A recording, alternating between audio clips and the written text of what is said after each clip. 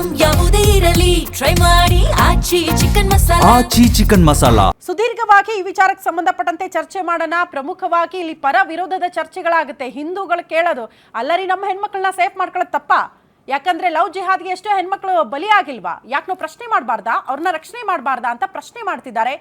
ಪ್ರಶ್ನೆ ಮಾಡೋದು ತಪ್ಪಲ್ಲ, ರಕ್ಷಣೆ ಮಾಡೋದು ತಪ್ಪಲ್ಲ, ಆದ್ರೆ ಪೊಲೀಸರ ರೀತಿ ವರ್ತನೆ ಮಾಡೋದು ತಪ್ಪು ಅಂತ ನಾವು ಮಾತಾಡ್ತಾ ಇದ್ದೀವಿ. ಇದ್ರ ಬಗ್ಗೆ ಚರ್ಚೆ ಮಾಡೋಣ. ನಮ್ಮ ಜೊತೆಗೆ ಸಾದಿಕ್ ಪಾಷಾ ಅವರು ಇದ್ದಾರೆ, ಮುಸ್ಲಿಂ ಮುಖಂಡರು. ಸರ್ ನಮಸ್ತೆ, ಕಾರ್ಯಕ್ರಮಕ್ಕೆ ಆತ್ಮೀಯ ಸ್ವಾಗತ. ಅದೇ ರೀತಿ ಹಿಂದೂ ಜನಜಾಗೃತಿ ಸಮಿತಿಯ ಶರತ್ ಕುಮಾರ್ ಅವರಿದ್ದಾರೆ. ಸರ್ ನಮಸ್ತೆ, ಕಾರ್ಯಕ್ರಮಕ್ಕೆ ಆತ್ಮೀಯ ಸ್ವಾಗತ. ಅದೇ ರೀತಿ ABVP ಮುಖಂಡ ಕೋಟೆಪ್ಪ ಮರಾಡಿ ಅವರಿದ್ದಾರೆ. ಸರ್ ನಮಸ್ತೆ, ಕಾರ್ಯಕ್ರಮಕ್ಕೆ ಆತ್ಮೀಯ ಸ್ವಾಗತ. ಸಾದಿಕ್ ಪಾಷಾ ಸರ್, ಈ ಬೆಳವಣಿಗೆಯಿಂದ ಫಸ್ಟ್ ರಿಯಾಕ್ಷನ್ ಏನ್ ಹೇಳಕ್ ಇಷ್ಟಪಡ್ತೀರಿ? ಅಂದ್ರೆ ಮುಸ್ಲಿಮರ ಜೊತೆ ಮಾತಾಡೋದೇ ತಪ್ಪು, ಈ ಪಕ್ಕದಲ್ಲಿ ಕೂರಿಸ್ಕೊಂಡಿದೀವಪ್ಪ, ನಿಮ್ ಜೊತೆ ಮಾತಾಡೋದು ತಪ್ಪ ಅನ್ನೋ ಭಯ ಸ್ಟಾರ್ಟ್ ಆಗ್ಬಿಟ್ಟಿದೆ ನನಗೆ. ಪ್ಲೀಸ್ ಒಂದು ರಿಯಾಕ್ಷನ್ ಕೊಡಿ ಇದಕ್ಕೆ.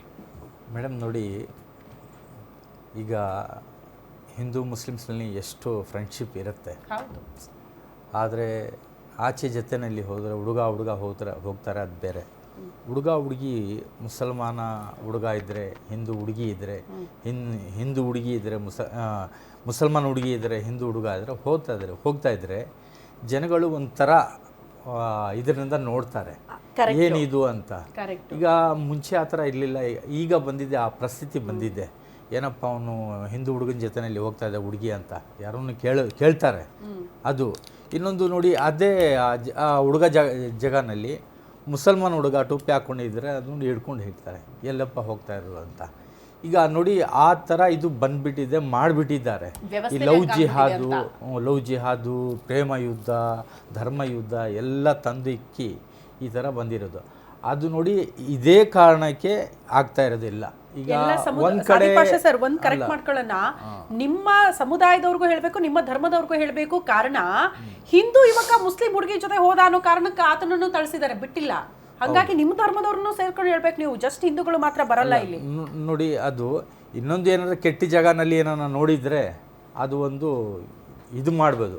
ದಾರಿನಲ್ಲಿ ಹೋಗ್ತಾ ಇರೋದನ್ನ ಮಾಡಿರೋದು ತಪ್ಪು. ಯಾವ ಕೆಟ್ಟ ಜಾಗದಲ್ಲಿ ನೋಡಿದ್ರು ಕೂಡ ಪೊಲೀಸರ ರೀತಿ ವರ್ತನೆ ಮಾಡಕ್ ಅವಕಾಶ ಇಲ್ಲ. ಅಲ್ಲ ನೋಡಿ, ಗಮನಕ್ಕೆ ಬಂದ್ರೆ ನೀವು ಪೊಲೀಸ್ ಬಜಾರ್ನಲ್ಲಿ ಏನೋ ಕೆಟ್ಟ ಕೆಲಸ ನಡೀತಾ ಇದ್ರೆ ಹೇಳ್ಬೋದು ಮೇಡಮ್, ಪ್ರಶ್ನೆ ಮಾಡ್ಬೋದು. ಅವ್ನು ಪ್ರಶ್ನೆನೇ ಮಾಡ್ತಾ ಇರೋದು ನೋಡಿ, ಪ್ರಶ್ನೆನೇ ಮಾಡ್ತದೆ. ಅದೇ ನೋಡಿ, ಆ ಹುಡುಗ ಅವನು ಮುಸಲ್ಮಾನ ಇದ್ದರೆ ಇಷ್ಟುವರೆಗೆ ಬೇರೆ ಹೆಡ್ಲೈನ್ಸ್ ನಿಮ್ಮ ಇದರಲ್ಲಿ ನಡೀತಾ ಇತ್ತು, ತೋರ್ಸಲ್ಲ ಅದೆಲ್ಲ. ಮೊಬ್ ಲಿಂಚಿಂಗ್ ಆಗ್ಬಿಡ್ತಾ ಇತ್ತು, ಮೊಬ್ ಲಿಂಚಿಂಗ್ ಮಾಡ್ಬಿಡ್ತಾ ಇದ್ರು. ಅದೇ ನಡೀತಾ ಇದೆಲ್ಲ ಮೇಡಮ್.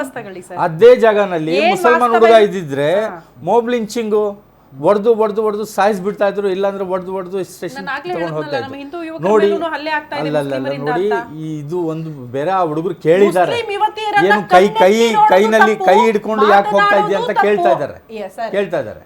ಸರ್ ಒಂದ್ ಸೆಕೆಂಡ್ ಇರಿ. ಹಿಜಾಬ್ ಧರಿಸೆ ಹೆಣ್ಣು ಮಕ್ಕಳು ಹೋಗಂಗಿಲ್ಲ, ಯಾರನ್ನೂ ಕಣ್ಣೆತ್ತಿ ನೋಡಂಗಿಲ್ಲ, ಏನ್ ಹೇಳುತ್ತೆ ಇಸ್ಲಾಂ ಧರ್ಮ? ಅದೇ ತಾನೇ ನೋಡಿ, ಒಂದು ಮಾತಾಡಿದ್ರೆ ಇವರೇ ಹಿಜಾಬ್ ಬುರ್ಕಾಗೆ ಒಂದು ಇದು ಮಾಡ್ಬಿಟ್ಟಿದ್ದಾರೆ ಮೇಡಮ್. ಅದರಿಂದ ನೋಡಿ, ಒಂದು ನಮ್ಮ ಸಮುದಾಯಕ್ಕೆ ಒಂದು ಕೆಟ್ಟ ಇದು ಬರ್ತಾ ಇದೆ. ಅದು ಯೂಸ್ ಏನ್ ಮಾಡ್ತಾ ಇದಾರೆ, ಆ ಬುರ್ಕಾ ಮಿಸ್ಯೂಸ್ ಆಗ್ತಾ ಇದೆ. ಇನ್ನೊಂದು ನೋಡಿ, ಮೊನ್ನೆ ಹೋಲಿ ಇದರಲ್ಲಿ ಬಿಹಾರ್ನಲ್ಲಿ ಇದು ಬಾಗಲಕೋಟೆ ಹುಬ್ಳಿನಲ್ಲಿ 4-5 ಹುಡುಗರು ಬುರ್ಕಾ ಹಾಕೊಂಡು ಹೋಲಿ ಹಾಕೊಂಡು, ಯಾರೋ ಹಿಂದೂ ಹುಡುಗರು. ಅದು ಏನು, ಈ ಬುರ್ಕಾ ಇರೋದು ಏನಕ್ಕೆ? ಇದು ಮಾಡಕ್ಕೆ, ಕೆಟ್ಟ ಕೆಲಸ ಮಾಡಕ್ಕ, ಅದರಲ್ಲಿ ಇದು ಮಾಡಕ್ಕೆ ಪ್ರವೋಕ್ ಮಾಡಿ ಹಿಂದೂ ಮುಸಲ್ಮಾನ್ ಮಾಡಬೇಕು, ಶಾಂತಿ ಭಂಗ ಮಾಡಬೇಕು, ಕರ್ನಾಟಕ ಹೇಳ್ತಾ ಇದ್ರೆ ವಾಪಸ್ ಬರ್ತೀನಿ. ಶರತ್ ಸರ್, ನಿಮ್ಮ ಫಸ್ಟ್ ರಿಯಾಕ್ಷನ್ ಈ ಬೆಳವಣಿಗೆಯಿಂದ?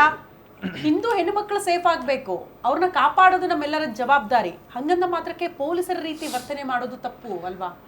ಖಂಡಿತವಾಗಿಯೂ. ಯಾಕಂತ ಹೇಳಿದರೆ, ಈಗ ಭಾರತದಲ್ಲಿ ನೀವು ಆಗಲೇ ಹೇಳಿದ ಹಾಗೆ ಒಂದು ಜಾತ್ಯತೀತ ವ್ಯವಸ್ಥೆಯ ಸಂದರ್ಭದಲ್ಲಿ ಈ ರೀತಿಯ ನೈತಿಕ ಪೊಲೀಸ್ಗಿರಿ ಮಾಡುವಂಥದ್ದು ಇದು ಅಕ್ಷಮ್ಯ ಖಂಡನಾರ್ಹ. ಅಲ್ಲದೆ ಇದು ಇವತ್ತು ಕಳೆದ ಕೆಲವು ಒಂದು 10-15 ದಿನಗಳಲ್ಲಿ ನೋಡಿದ್ರು ಸಹ ಕರ್ನಾಟಕದಲ್ಲಿ ಈ ಸರ್ಕಾರದ ಸಂದರ್ಭದಲ್ಲಿ ನೋಡಿದಾಗ ಅನೇಕ ಘಟನೆಗಳು ದಿನನಿತ್ಯ ಇವತ್ತು ಗಮನಕ್ಕೆ ಬರ್ತದೆ. ಚಿಕ್ಕಮಗಳೂರಿನಲ್ಲಿ ಒಂದು ಸ್ಟೂಡೆಂಟ್ ಮೇಲೆ ಒಂದು ಬಸ್ನಲ್ಲಿ ಕೂತಿದ್ರು ಅಂತ ಹೇಳಿ ಆ ಯುವಕನನ್ನ ವಿದ್ಯಾರ್ಥಿಯನ್ನ ಹಲ್ಲೆ ಮಾಡ್ತಾರೆ. ಅದೇ ಮತ್ತೊಬ್ಬ ವಿದ್ಯಾರ್ಥಿ ಅವನನ್ನು ಒಂದು ಬರ್ಬರವಾಗಿ ಹತ್ಯೆ ಮಾಡುವಂತಹ ಘಟನೆ ಸಹ ಚಿಕ್ಕಮಗಳೂರಿನಲ್ಲಿ ನಡೀತದೆ.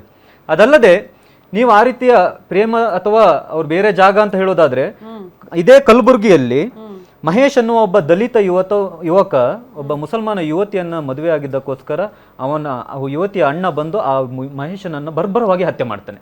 ಇದು ಯಾವುದು ಪೊಲೀಸ್ಗಿರಿ ಇದೆ? ಇವತ್ತು ನಮ್ಮ ಅನೇಕ ಹಿಂದೂ ಯುವತಿಯರು ಮುಸಲ್ಮಾನ ಯುವಕರ ಲವ್ ಜಿಹಾದಿಗೆ ಬಲಿಯಾದಾಗ ಹಿಂದೂ ಯುವಕರು ಯಾರು ಕೈಗೆತ್ಕೊಂಡಿಲ್ಲ, ಅದನ್ನು ಕಾನೂನು ಸ್ತರದಲ್ಲಿ ಹೋರಾಟ ಮಾಡಿದ್ದಾರೆ. ಇವತ್ತು ಇದು ಕಾನೂನು ವ್ಯವಸ್ಥೆ ಇದೆ, ಪೊಲೀಸ್ ವ್ಯವಸ್ಥೆ ಇದೆ, ಇವತ್ತು ಕೇಸ್ ಹಾಕುವಂಥ ವ್ಯವಸ್ಥೆ ಇದೆ. ಅಲ್ಲಿ ಕೇಸ್ ಹಾಕಿ ಅದಕ್ಕೆ ನ್ಯಾಯ ಒದಗಿಸುವಂತಹ ಪ್ರಯತ್ನವನ್ನು ಮಾಡಿದ್ದೇವೆ ವಿನಃ ಈ ರೀತಿಯಲ್ಲಿ ಅನೈತಿಕ ಅಂದ್ರೆ ನೀವೇ ವಿಚಾರವನ್ನ ಮಾಡಿ ಧರ್ಮದವ್ರಿಗೂ ಹೇಳೋದು ಒಂದೇ, ಕಾನೂನಿದೆ, ಪೊಲೀಸರಿದ್ದಾರೆ, ದಯವಿಟ್ಟು ಅದನ್ನ ಮೀರಿ ವರ್ತನೆ ಮಾಡಬೇಡಿ ಅಂತ. ಅದು ಮುಸ್ಲಿಮೇ ಆಗ್ಲಿ ಹಿಂದೂಗಳೇ ಆಗ್ಲಿ ಅಂತ. ಶರತ್ ಸರ್, ವೆರಿ ಗುಡ್ ಪಾಯಿಂಟ್ ನೀವು ಹೇಳಿದ್ದು. ಹಾಗಾದ್ರೆ ಮುಸ್ಲಿಮರು ಹಂಗ್ ವರ್ತನೆ ಮಾಡಿದ್ದಾರೆ, ಅವ್ರು ಯಾಕೆ ಹಂಗ್ ವರ್ತನೆ ಮಾಡಿದ್ರು ಅನ್ನೋದನ್ನ ನೀವು ಪ್ರಶ್ನೆ ಮಾಡ್ತಿದ್ದೀರಿ, ಅದು ಸರಿಯಲ್ಲ ಅಂತ. ಕೋಟಪ್ಪ ಅವರ ನಿಮ್ಮ ಫಸ್ಟ್ ರಿಯಾಕ್ಷನ್ ಆಗ್ತಾ ಇರುವಂತಹ ಬೆಳವಣಿಗೆಯಿಂದ ಏನ್ ಸಂದೇಶ ಕೊಡ್ತಾ ಇದ್ದಾರೆ ಸಮಾಜಕ್ಕೆ ಅನ್ನೋದು ಪ್ರಶ್ನೆ. ನೈತಿಕ ಪೊಲೀಸ್ ಗಿರಿಯನ್ನ ಮಾಡುವಂತಹ ಅಧಿಕಾರ ಯಾವುದೇ ಧರ್ಮದವರಿಗೂ ಕೂಡ ಇಲ್ಲ. ನಮ್ಮ ಜೊತೆಗೆ ನಿವೃತ್ತ ಪೊಲೀಸ್ ಅಧಿಕಾರಿ ಬಸವರಾಜ್ ಮಾಲ್ಗತ್ತಿ ಸರ್ ಕೂಡ ಜಾಯಿನ್ ಆಗ್ಬಿಟ್ರು. ಸರ್ ನಮಸ್ತೆ, ಕಾರ್ಯಕ್ರಮಕ್ಕೆ ಆತ್ಮೀಯ ಸ್ವಾಗತ. ಹೇಳಿ ಕೋಟಪ್ಪ ಸರ್, ಕಂಟಿನ್ಯೂ ಮಾಡಿ. ಈ ಘಟನೆಯಿಂದ ಏನ್ ಹೇಳೋಕ್ ಬಯಸ್ತೀನಿ ಅಂದ್ರೆ, ನೈತಿಕ ಪೊಲೀಸ್ ಗಿರಿ ಮಾಡುವಂತ ಅಧಿಕಾರ ಯಾರಿಗೂ ಕೂಡ ಇಲ್ಲ. ನಾವು ಕಾಲೇಜ್ ಕ್ಯಾಂಪಸ್ ನ ಒಳಗಡೆ ಹಿಂದೂ, ಕ್ರೈಸ್ತ, ಮುಸಲ್ಮಾನ ಅಂತ ನೋಡದೆ ನಾವು ಫ್ರೆಂಡ್ಶಿಪ್ ಅನ್ನ ಬೆಳೆಸ್ಕೊಳ್ತೀವಿ. ಕಾಲೇಜ್ ಕ್ಯಾಂಪಸ್ ನಿಂದ ಹೊರಗಡೆ ಹೋಗ್ಬೇಕಾದ್ರೆ ಅದೇ ಅನ್ಯ ಧರ್ಮೀಯರೊಂದಿಗೆ ನಾವು ಜೊತೆಗೆ ಹೋಗಬಾರ್ದು ಅಥವಾ ಅಲ್ಲಿವರೆಗೂ ಡ್ರಾಪ್ ಮಾಡಬಾರ್ದು, ಬಸ್ ಸ್ಟ್ಯಾಂಡ್ ವರೆಗೂ ಬಿಡಬಾರ್ದು ಅನ್ನೋಂಥದ್ದಾದ್ರೆ ಮತ್ತೆ ಎಲ್ಲಿ ನೀವು ಜಾತೀಯತೆಯನ್ನು ಬಯಸ್ತೀರಿ, ಎಲ್ಲಿ ನೀವು ಸರ್ವಧರ್ಮ ಸಮಾನತೆ ಅನ್ನೋದನ್ನು ಕಾಣಲಿಕ್ಕೆ ಬಯಸಕ್ಕಾಗುತ್ತೆ? ನಾವು ವಿದ್ಯಾರ್ಥಿ ಆಗಿದ್ದಾಗ ನಾವು ಅನ್ಯ ಧರ್ಮೀಯರೊಂದಿಗೆ ಕೂಡಿ ಬೆರೆತಾಗಲೇ ನಮಗೊಂದು ಅದರ ಧರ್ಮದ ರುಚಿ ಗೊತ್ತಾಗೋದು ಅಥವಾ ಜಾತೀಯತೆ ಬೆಲೆ ಗೊತ್ತಾಗೋದು.